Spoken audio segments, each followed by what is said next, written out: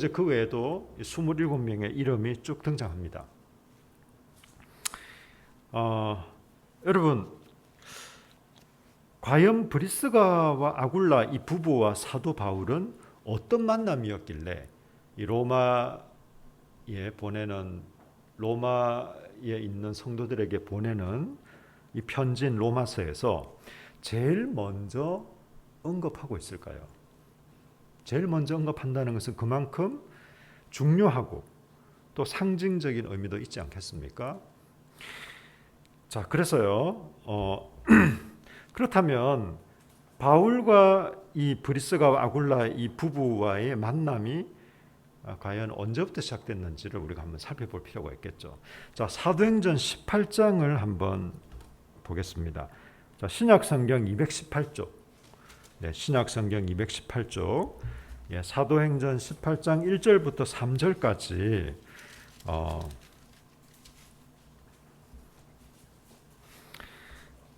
예.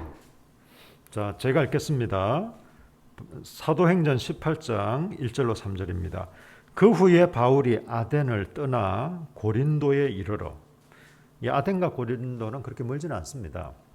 마치 부산과 울산 이렇게 좀 가까이 있는 도시인 것이죠. 아굴라라 하는 본도에서 난 유대인 한 사람을 만나니 글라우디오가 모든 유대인을 명하여 로마에서 떠나라 한 고로 그가 그 안에 브리스길라와 함께 이달리아로부터 이 이달리아라는 것은 이탈리아 그 로마를 말하는 거죠. 부터 새로 온지라 바울이 그들에게 감해 생업이 같으므로 함께 살며 일을 하니 그 생업은 천막을 만드는 것이더라. 여러분 여기서 보시면요, 몇 가지 좀 역사적인 사실들이 나오는데요. 사도 바울이 1, 2, 3차 전도 여행한 건 아시죠? 그러면서 그 당시에 지금의 터키, 그러니까 아시아 지역, 그리고 지금의 그리스, 또 이탈리아, 로마를 결국 그는 가고자 원했지만 죄수의 몸으로 물론 가긴 했지만 이렇게 1, 2, 3차에 걸쳐서 전도 여행을 합니다. 단지 여행이 아니라 그 지역을 돌면서 복음을 전하고 또 사람들을 믿음 가운데 일으키고 그리고 교회를 세우는 이런 사역들을 했습니다. 지금 이 아덴에서 고린도로 가고 있는 이 사도행전 18장은요. 사도 바울의 제2차 전도 여행 혹은 제2차 선교 여행입니다. 이건 AD 50년에서 52년 그 사이에 있었던 일이거든요. 사도 바울의 몇 차 전도 여행이라고요? 몇 차? 2차 전도 여행. AD 50년에서 52년. 이때 아덴에서 고린도로 왔는데 그러면요, 왜 고린도로 왔을까요? 사도 바울도 고린도에 온 이유가 있고 물론 이제 전도 여행 중이긴 했지만 그리고 이 브리스길라와 아굴라도 이 고린도에 온 이유가 있습니다. 여러분 그 당시에는요, 고대 세계에서 그 4대 제전이 있었어요. 4대 제전. 그 중에 하나가 올림픽이고요. 올림피아라고 했고 그리고 올림픽만큼은 아니지만 그래도 중요한 경기가 이스미안이라는 경기가 있었어요. 실제로 있었습니다. 고린도에서 2년마다 개최되었습니다. 이스미안. 그 당시에 주변 많은 나라들이 지금과 같이 모든 종목에 걸쳐서 경기를 하진 않았지만 여러 종목을 가지고 서로 이렇게 경기도 하고 또 우열도 가리고 축제를 즐기는 거의 좀 그런 시기였습니다.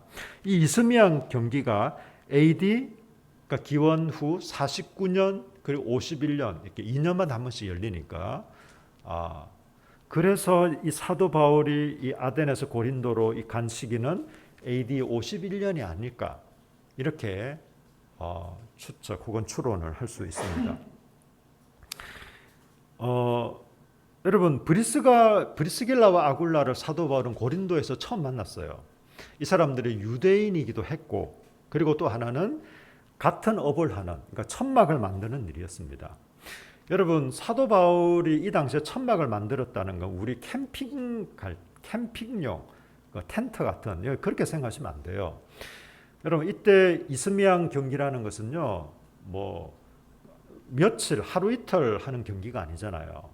이렇게 몇 주 동안 계속되는 이런 경기와 축제이기 때문에 이때 천막이라는 것은요, 뭐 간이 숙소 같은 겁니다. 그 당시로 봐서는. 그렇다면 지금으로 치면은 거의 건설업이나 혹은 숙박업, 굉장히 그런 쪽에 해당되는 이 천막을 만든다는 게 그 당시로서는 좀 비중이 있는 이런 일이었고, 실제로 브리스길라와 아굴라는 재정적으로도 아주 부유하고 여유 있었던 뭐 그런 사람들이었습니다. 여러분, 이때에 처음 만났습니다. 그리고 여러분, 그 사도행전 18장에 보니까 아굴라 2절에 아굴라란 본도에서 난 유대인 한 사람을 만나니 글라우디오가 모든 유대인을 명하여 로마에서 떠나라 한 거로. 이건 역사적인 사건이거든요. AD 49년에 로마 황제 글라우디오가 그 로마에서 모든 유대인들을 추방시켜 버립니다. 그때 모든 유대인들이 그 로마를 떠나야 했습니다. 그래서 이 온 사람이 이 브리스길라와 아굴라였습니다. 그리고 5년이 지난 뒤에 AD 54년에 그 유명한 네로가 황제가 되면서 이전에 로마에서 추방했던 유대인들이 다시 복귀를 합니다. 다시 이제 돌아간 것이죠. 그런 걸 이제 이 로마서에서는 이미 브리스길라와 아굴라가 이미 로마로 돌아가 있는 상태입니다. 그러니까 문안을 했겠죠. 로마에 있는, 그냥 고린도에 있는 브리스길라와 아굴라에게 문안하고 있는 게 아니라 지금 로마에 있는 브리스길라와 아굴라에게 문안을 하고 있는 거거든요. 예. 자, 여러분, 그래서요, 이 사도 바울은 제2차 전도 여행 중에 고린도를 들은 것도 맞고, 그 당시 고린도가 항구 도시로서 굉장히 큰 도시고 많은 사람들이 모이고 중요한 도시였거든요. 한편으로는 선교적인 의미도 있고, 또 한편으로는 재정을 마련하는 의미도 있고, 또 많은 사람을 만날 수 있기 때문에 좀 접촉점을 가지려는 이런 의도도 있었습니다. 이런 여러 가지 의도를 가지고 사도 바울은 이 고린도에서 1년 6개월 동안 머뭅니다. 사실 꽤 오래 머물렀죠. 제2차 전도 여행 중에는 제일 오래 머문 데가 이곳입니다. 여러분, 제3차 전도 여행 때는요, 에베소에서 제일 오래 머물렀어요. 물론 여러 도시들을 순회하면서 복음을 전했지만 전략적으로 굉장히 오래 머무는 도시가 있습니다. 여러분, 사도 바울은요, 주로 어디서 사역을 했을까요? 1번 도시, 2번 시골. 네, 대도시를 중심으로 사역을 했습니다. 그럼 시골 사람들 무시하냐? 그런 차원이 아니라 많은 사람들을 접할 수 있고 또 많은 사람들에게 복음을 전할 수 있는 그런 대도시를 거점으로 해서 주로 복음을 전했습니다.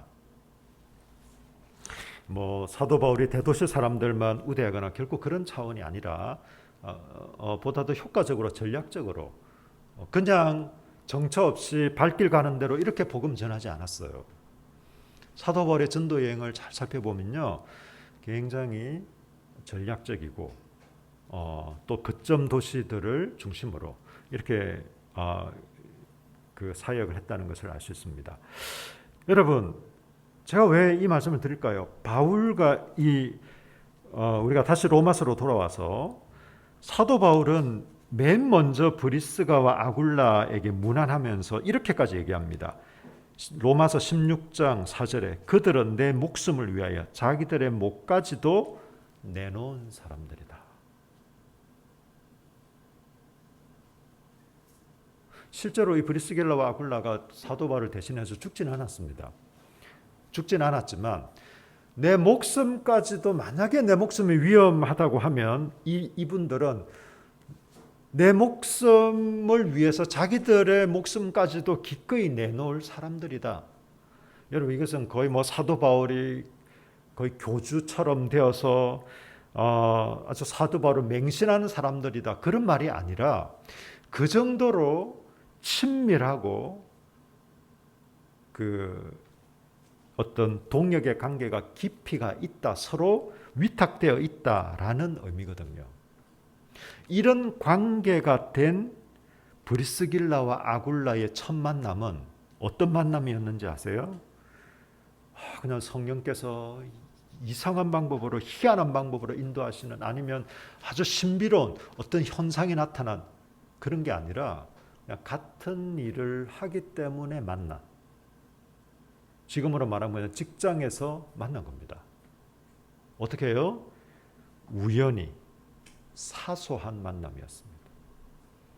사도 바울과 이 브리스길라와 아굴라 부부의 만남은 그렇습니다. 여러분, 하나님께서 원하시는 만남, 또 우리의 진실한 관계와 진실한 만남은요, 무슨 대단한 내지는 어마무시한 막 이런 큰 사건, 이벤트를 통해서 만날 것처럼 생각되시나요? 그렇지 않습니다, 여러분.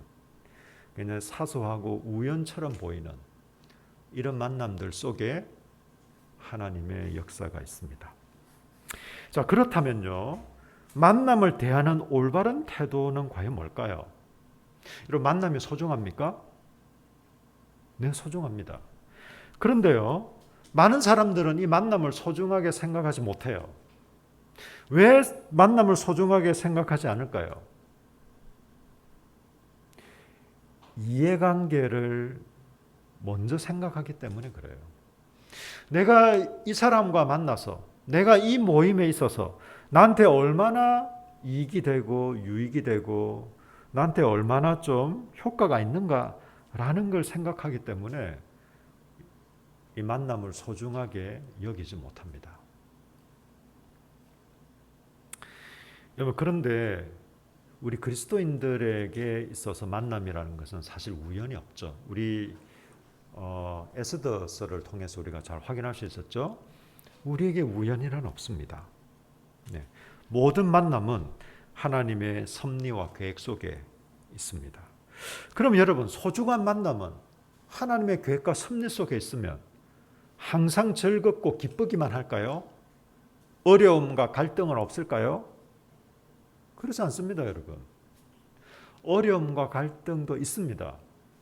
여러분, 이거는 어렵게 생각할 필요가 없어요. 예를 들면요, 부부를 생각해 보세요. 가족을 생각해 보세요. 적어도 부부는요, 싫든 좋든 나는 너만 사랑할 거야 라는 사람들이 만나서 결혼하지 않습니까? 이 뭐 억지 결혼 내지는 정략 결혼, 뭐 이렇게 대기업 같은 경우 그런 경우 간혹 있다고 하지만, 우리가 일반적으로 가정을 이룰 때는 적어도 그렇습니다. 나는 너만 사랑할 거야. 네가 나에게 있었어 가장 소중해. 이렇게 해서 결혼하면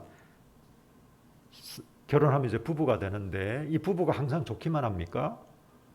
아닙니다, 여러분. 때로는 갈등도 있고 싸우기도 하고 속상하기도 하고 상처를 서로 주고받고 그러기도 합니다. 가족, 자녀가 생기고 가족들 안에서도 마찬가지고요. 저는 뭐 무조건 싸워야 된다 이게 아니라, 하나님께서 우리에게 허락하신 이런 만남일지라도 그 속에 갈등도 있고 어려움도 있고 아픔도 있습니다. 중요한 사실은요, 중요한 것은 그랬을 때 이런 어려움을 잘 극복하고 또 그런 극복하는 과정을 통해서 우리가 성장하고 성숙해 가는 겁니다. 가족도 그렇습니다. 교회 공동체도 마찬가지고요. 여러분의 사회에서 맺고 있는 관계들도 마찬가지입니다. 좀 관계가 어렵네, 이 사람 좀 불편하네 라고 해서 그냥 끊어버리면은 더 이상 깊은 관계, 또 진실한 관계는 없겠죠.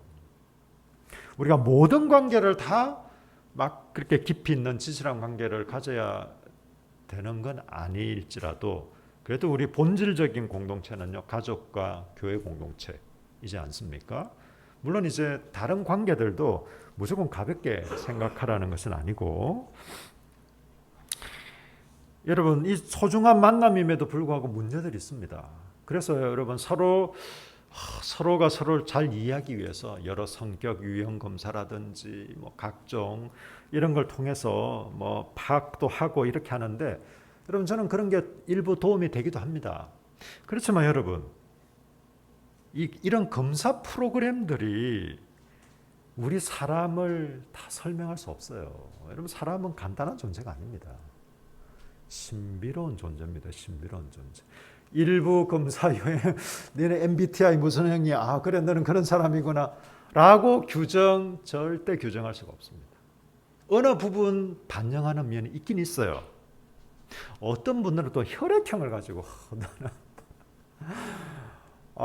진짜 혈액형을 가지고 너는 이 혈액형이다. 딱 봐도 나는 네가 이 혈액형인 줄 알았다. 막 혈액형을 맹신하는 분들이 있습니다. 어느 부분 일치하는 면도 있겠죠. 예, 있을 수 있습니다. 그러나 여러분, 우리 사람을 그 혈액형으로 다 분류할 수가 없습니다. 여러분, 사람은요, 신비로운 존재입니다. 신비로운 존재.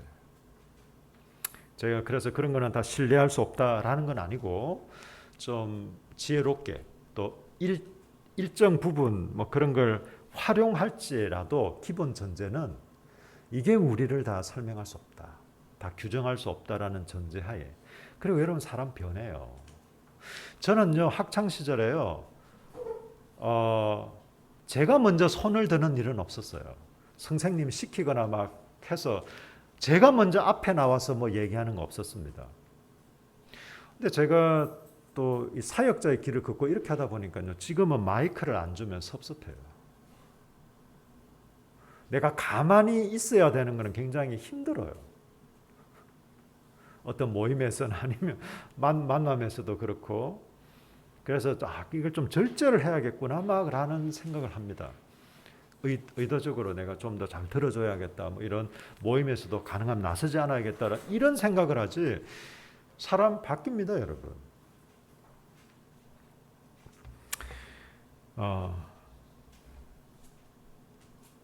여러분, 그래서 우리 주위에 있는, 또 우리와 관계 맺고 있는 사람들을요, 여러분 함부로 판단하시면 안 돼요.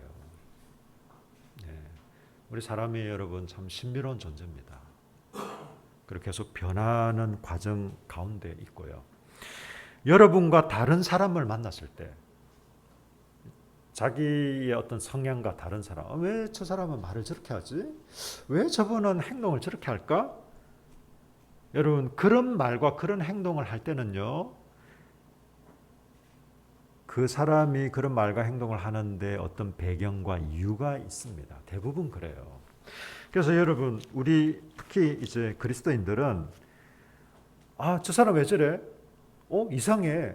나빠. 저건 아니지. 라는 판단을 하기 전에 먼저 한 템포만 먼저 왜 저런 말을 할까? 왜 저렇게 말을 할까? 왜 저런 행동을 하지? 라는 걸 먼저 한번 생각해 보는 게 좋습니다. 우리 판단은 너무 빨라요, 사람들이요, 너무 순간적으로 판단합니다. 너무 빠릅니다. 척 보면 알지. 예, 뭐 그럴 수 있습니다. 그럴 수 있는데, 우리가 부족하기 때문에 그래서가 아니라 어떤 인생의 경험이나 또 삶의 연륜으로 그럴 수 있지만, 그 판단이 중요한 게 아니더라고요. 사실 너무 섣부른 판단을 할 경우도 많고, 서로 그 판단이 옳았다 할지라도 한 템포를 좀 늦출 필요가 있습니다. 왜 저런 말을 할까? 왜 저런 행동을 할까? 저분은 좀 저런 성향이구나. 함부로 다른 사람을 판단하지 않는. 여러분, 그렇다면요, 마지막 세 번째, 우리는 그리스도 안에서 만났잖아요. 교회에서 만났기 때문에 무조건 그리스도 안의 만남이 아니라 예수를 믿는 우리 그리스도 안에서의 만남.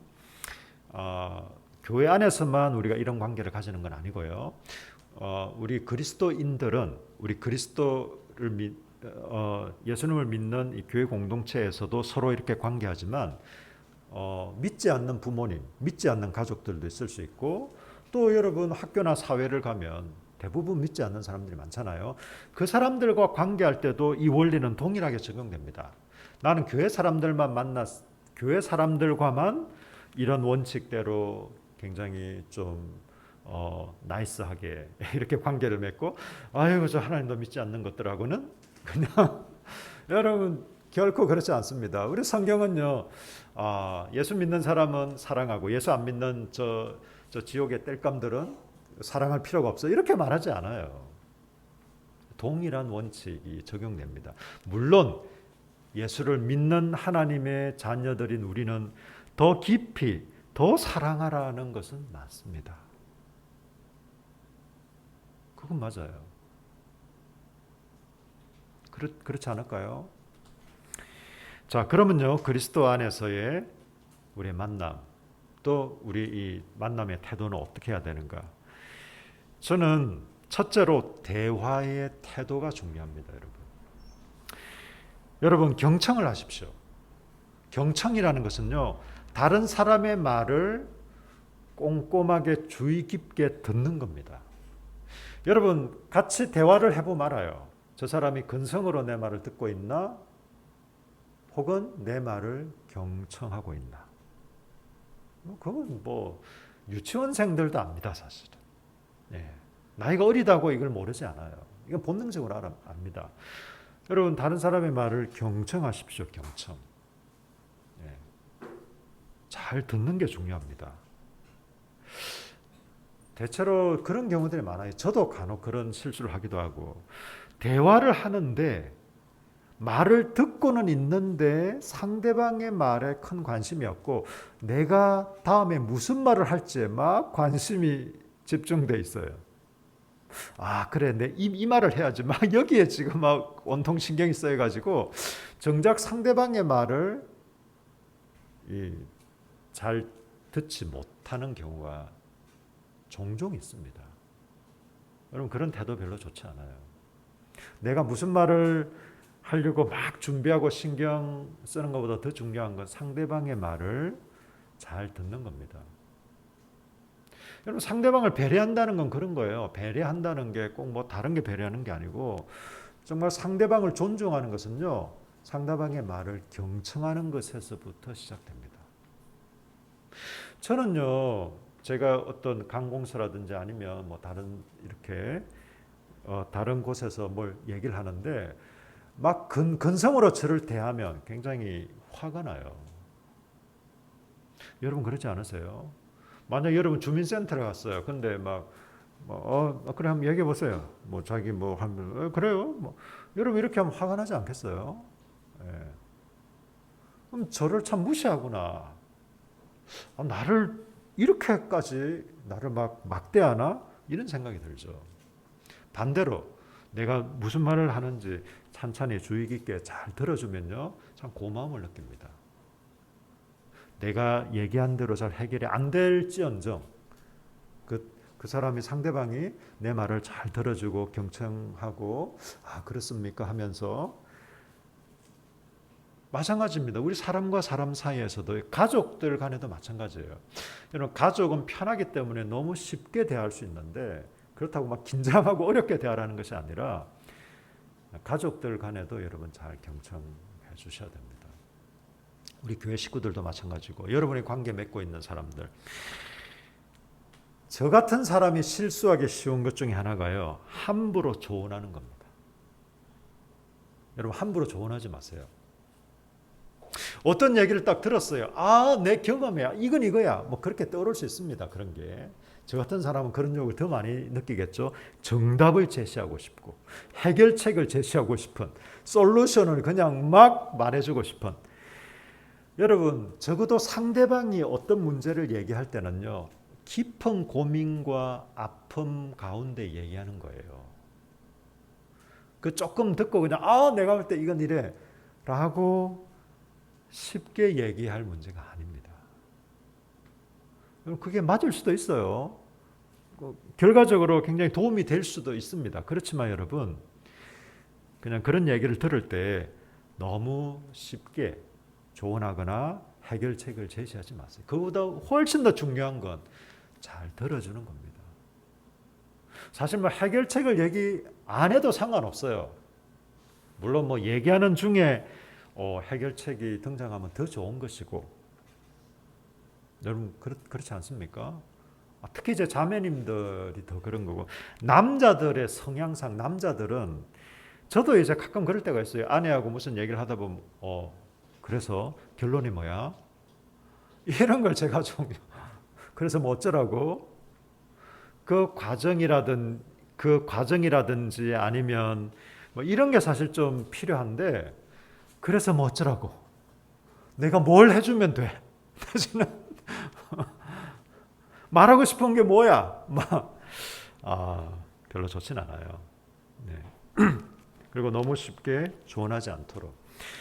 여러분, 그리고 여러분, 우리의 어떤 만남, 그리스도 안에서 교회 공동체 안에서나 아니면 뭐 다른 일반 사회에서도요, 만남은 뻔한 만남이 되지 않도록 하는 게 좋습니다. 여러분, 어떤 사람들을 만나면요, 시종일관 한 번을 만나든 10번을 만나든 100번을 만나든 말하는 내용이 똑같아요.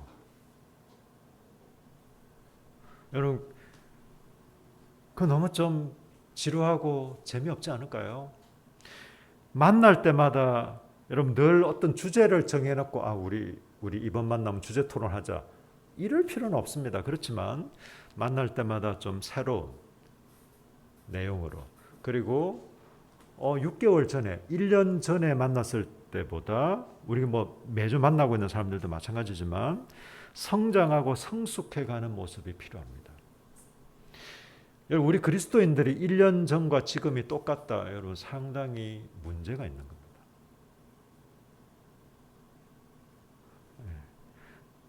나이가 들면 이제 좀 마이너스도 있습니다. 뭐 머리가 좀 더 휘어져 있기도 하고, 아내가 저보고 자꾸 이제 소갈머리가 없어진다, 이렇게 중간에 머리가 좀 막 빠진다, 이런 얘기도 하는데, 뭐 그런 변화는 있을지 몰라도 10년 전보다, 5년 전보다, 3년 전보다, 1년 전보다 더 성숙하고 성장해가는 모습, 우리가 서로 확인할 수 있어야 돼요. 그게 당연한 겁니다. 우리가 애들 크는 거 보면요, 놀랄 때가 있잖아요. 벌써 저만큼 컸나? 아니면 친척들 만날 때, 이 조카들이나 이렇게 만났을 때, 야, 네가 벌써 이렇게 컸구나, 이런 것처럼, 우리의 만남도 마찬가지입니다. 때로는, 이건 자주는 아니고, 때로는 관계를 정리해야 될 때도 있습니다. 좀 예외적인 경우긴 합니다. 예를 들면요, 하나님이 우리가 망가지면서까지 지켜야 되는 관계를 원하실까요? 이건 모든 경우에 해당하지는 않아요. 그리고 자주 있지도 않습니다. 여러분, 잘 분별하셔야 됩니다. 여러분, 그렇다고 해서 이런 본질적인 관계를 그렇게 하시면 안 돼요. 우리 아빠 혹은 우리 엄마, 내가 볼 때 아닌 것 같아, 이 관계를 좀 정리해야 돼. 그럴 수 없는 거예요, 여러분. 네. 그런 거 말고, 내가 어떤 만남이 있고 어떤 관계가 있고 또 어떤 이제 모임이 있는데, 이건 정말 나에게 하나님 앞에서나 또 내가 인생을 살아가는데 너무 어떤 막 그냥 이기적으로 나한테 이익이 되나 안 되나 꼭 그런 걸 우선시해서가 아니라, 정말 오히려 나에게 아픔을 주고 나를 오히려 더 이렇게 좀 마이너스를 만들게 하는 그런 만남이라면, 그런 관계라면, 또 그런 모임이라면, 좀 정리를 할 필요가 있습니다. 저는 우리 김 선생님을 보면서 막 주위에 이제 얼마든지 막 술 친구들 또 이런 만남을 가질 수 있지만, 일부러 그런 걸 절제하는 모습들을 보면서 이런 경우에 해당할 수 있겠죠. 잘 분별하면서요. 자, 그러면요, 그리스도 안에 있는 만남은요, 서로를 성장시키고 격려하는 만남입니다. 제가 말씀드렸죠. 우리 그리스도 안에 있는 만남은 어떤 아픔도 없고 어떤 갈등도 없고 어떤 이렇게 어려움도 없다, 그 말은 아니에요. 어려움도 있을 수 있고 갈등도 생길 수 있습니다. 그렇지만 우리 그리스도 안에 있는 이 만남은요, 서로를 성장시키고 격려하는 만남입니다. 우리가 풍성한 삶의 시리즈로 양육하고 있잖아요. 지금은 저와 아내가 주로 양육을 합니다. 지금 단계에서는. 나중에는 이제 뭐 수명이도, 수명 형제도, 향은 자매도, 뭐 여기 주원 자매, 또 배정 자매도 마찬가지이고, 이제는 다른 사람을 양육하는 사람들이 되어야겠죠. 네. 당장은 그렇지는 않을 겁니다. 그렇지만 어느 정도 계속해서 성장하고 자라가면서 꼭 이걸 목사와 사모만 감당하지는 않습니다. 이런 이제 풍성한 삶 시리즈를 통해서 우리가 이렇게 양육을 하면서 여러분 진정한 인생의 동반자, 동역자, 친구가 되는 거예요. 여러분 이런 양육을요, 저는 하면 할수록 그런 걸 많이 느껴요. 여러분도 나중에 이 양육을 한번 해보세요. 진정한 친구가 이런 거구나. 예를 들면 저와 수명이가 거의 뭐 제 아들뻘인데 나이로 치면, 그러나 진정한 영적인 동역자와 친구가 될 수 있습니다. 함께 양육을 하면서 서로의 이런 나눔을 하면서 서로의 연약한 점도 나누고 감사한 것도 나누고, 또 이 내용을 따라서 우리가 어떻게 하나님 앞에 반응하고 있고 이런 걸 나누면서, 여러분 친구가요 그냥 뭐 기분 좋게 술 마시고 아니면 그냥 재밌는 뭐 영화를 보거나 놀러 갈 때 같이 가고 그런 것도 포함될 수는 있겠지만, 여러분 그런 것만으로 친구입니까? 여러분 친구란 어쩌면 나이도 뭐 좀 꼭 같은 연배, 같은 동년배 뭐 이런 것만이 친구가 아니잖아요. 진정한 인생의 동반자, 동역자, 친구가 될 수 있습니다. 여러분 브리스길라와 아굴라와 사도 바울은 유대인이라는 거 말고는 사실 공통점이 없어요. 고향도 다릅니다. 이 브리스길라와 아굴라는 본도라는, 그건 이스라엘도 아니고 아주 다른 지역에서, 그리고 사도 바울은 다소 출신이고 뭐 별로 공통점도 없어요. 그런데 그리스도 안에서 내가 너를 위하면 죽을 수 있어 라는 관계를 맺게 됩니다. 진정한 동역자, 동반자, 또 정말 너무너무 사랑하는 친구가 이렇게 될 수 있었습니다. 그리스도 안에서 말이죠. 저는 우리 함께하는 교회 공동체 가족들이 저는 이런 관계를 맺어가면 좋을 것 같아요. 맺어가기를 희망합니다. 할렐루야, 할렐루야, 아멘. 네. 여러분 진정한 부유함과 건강은 뭘까요? 제가 설교 제목 여러분 같이 한번 읽어보실까요? 설교 제목 시작. 인생에서 가장 소중한 자산. 많은 사람들이 돈이라고 생각해요. 요즘 웰빙 시대니까 많은 사람들이 건강이라고 생각합니다. 그런가요? 재정적인, 경제적인 뒷받침, 또 우리 건강 중요하죠. 저 결코 중요하지 않다고 생각하지 않습니다. 그렇지만 인생의 가장 큰 자산은 사람입니다. 사람. 어떤 사람, 지나가는 사람 아니요. 우리가 관계 맺고 있는 사람입니다. 제가 문재인 대통령을 압니다. 개인적으로 알지 않아요. 그냥 뭐 네이버나 다음 구글 검색해 보면 나오는 수준에서 압니다. 그런 걸 뭐 관계를 맺고 있다, 안다라고 얘기하지 않잖아요. 우리 아는 것은 이렇게 아는 거예요. 만나고 교제하고 대화하고 또 서로의 삶에 관심을 갖고, 관계를 맺고 있는 사람들이 우리의 자산입니다. 인생에서 가장 소중한, 또 진정한 어떤 부유함의 척도는요, 여러분 주위에 어떤 사람들이 있느냐, 또 어떤 사람들이 남느냐 라는 데 있습니다.